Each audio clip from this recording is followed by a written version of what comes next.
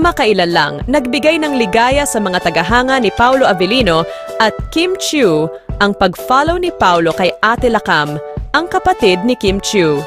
Ibinahagi nga ng Facebook page na Kim Pao Official ang screenshot ng pag-follow ni Paolo kay Ate Lakam. Ang tila simpleng aksyon na ito ni Paolo Avellino ay nagdulot ng tuwa at kilig sa mga tagahanga ng tambalang Kim Pao.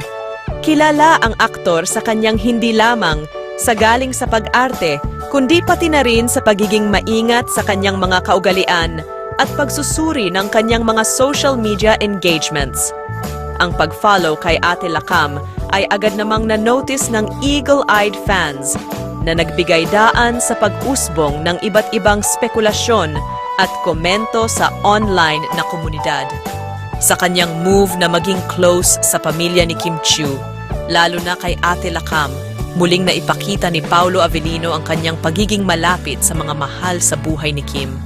Ang kilos ng aktor ay agad na nagbigay ng kasiyahan sa mga tagahanga ng Kim Pao na matagal nang umaasang maging mas malalim ang ugnayan ng dalawa.